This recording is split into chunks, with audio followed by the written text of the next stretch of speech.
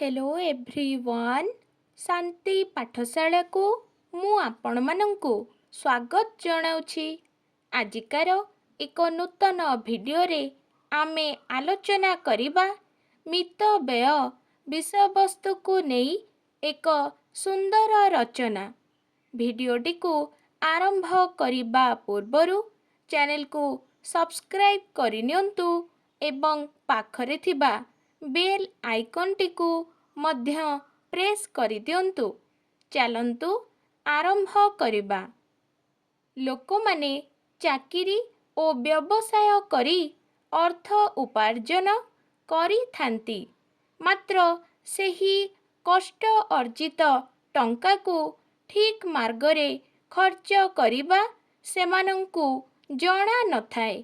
हातरे टंका थिले सेमाने ताहाकु उपयुक्त खर्च न करी अपव्यय करी थांती।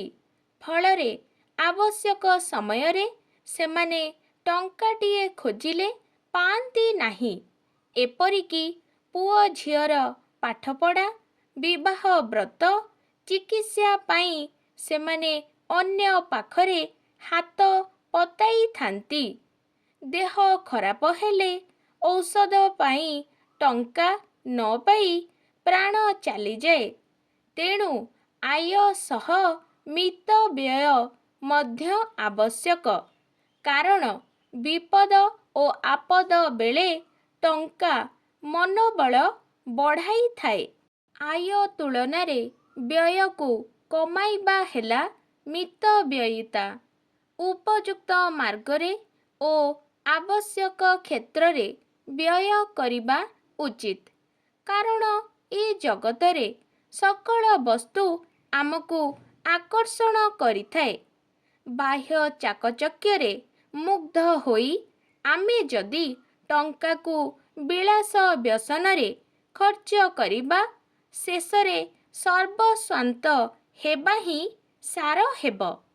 केतेक लोक अछंती दरमा मिलिले पिला कुटुंबंक स्वार्थ को न देखी एणे तेणे खर्च करती, मद्यपान जुआ खेଳରେ खर्च करती।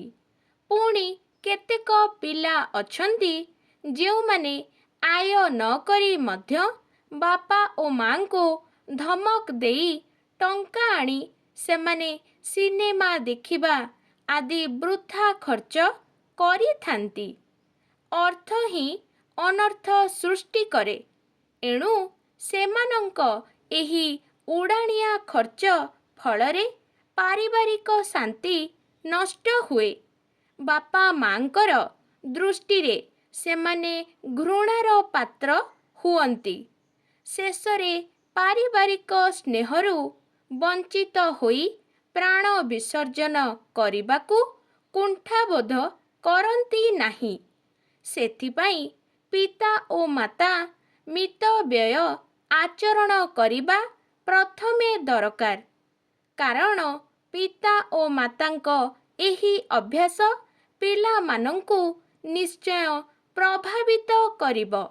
बिंदु बिंदु पानी मिसी समुद्र सृष्टि हुए, सेहीपरि पिंपुड़ी वर्षा दिन पाई बहु पूर्वरु खाद्य संचय करी रखे। तेणु मनीष मध्य तार भविष्यत जीवन पाई मितव्यय करी संचय करिबा उचित। जीवन रे केतेबेले कौन हेबो ताहा मनीष को जणा नथाए। विपद बेले मनीष भांगी पड़ी थाए। रोग व्याधि दुर्घटना आकस्मिक घटनारे मनुष्य धैर्य हराई बसी थाए। जदि एही समय बेले मनीष हातरे प्रचुर टंका थाए, तेबे ताकू टिकिए धैर्य मिली पारिब। पुणी पिला मानंकु उच्च शिक्षा देबा पाई टंका दरकार। जनसंख्या बढ़िबा संगे संगे मनीषर आवश्यकता मध्य बढ़ी जाए। परिवारर लोक संख्या देखी आवश्यक घर, लुगापटा, खाद्यपेय मध्य दरकार होइथाए। ତେଣୁ ଆୟ ଦେଖି ବ୍ୟୟ କଲେ ଭବିଷ୍ୟତରେ ଏହି ଜଟିଳ ସମୟଗୁଡ଼ିକ ସହଜରେ ପାର କରିହେବ। ତେଣୁ ଆୟ ଦେଖି ବ୍ୟୟ କରିବା ଆବଶ୍ୟକ। ଆମେ ଯଦି ନୀତିଦିନିଆ ଜୀବନରୁ ସାମାନ୍ୟ କିଛି ଟଙ୍କା ସଞ୍ଚୟ କରି ରଖିବା, ତେବେ ଭବିଷ୍ୟତରେ ତାହା ଆମର ଖୁବ୍ ଦରକାରରେ ଆସିପାରିବ। ମିତବ୍ୟୟିତା ଅର୍ଥ ଏହା ନୁହେଁ ଯେ ନ ଖାଇ ନ ପିନ୍ଧି ସଞ୍ଚୟ କରିବା। କୃପଣ ଲୋକମାନେ ହିଁ ଏହିପରି ଟଙ୍କା ସଞ୍ଚୟ କରିଥାନ୍ତି। ମାତ୍ର ଏହା ଏକ ପାପ କାର୍ଯ୍ୟ। ମିତବ୍ୟୟୀ କେବେହେଲେ ଅନାବଶ୍ୟକ ବା ବାଜେ ଖର୍ଚ୍ଚ କରନ୍ତି ନାହିଁ। ସେ ସବୁବେଳେ ଜଗି ରଖି ଚଳୁଥାଏ। ଏଣୁ ପ୍ରତ୍ୟେକ ଲୋକ ମିତବ୍ୟୟୀ ହେବା ଆବଶ୍ୟକ। ମିତବ୍ୟୟିତା ଏକ ମହତ୍ ଗୁଣ। କାରଣ ମିତବ୍ୟୟ କରି ଟଙ୍କା ସଞ୍ଚୟ କରିଥିଲେ ମଣିଷ ନାନା ବିପଦ ଓ ଆପଦରୁ ଉଦ୍ଧାର ପାଇପାରେ। ବିପଦ ବେଳେ ସେ ଅନ୍ୟ ଆଗରେ ହାତ ପତାଇବାକୁ ପଡ଼େ ନାହିଁ।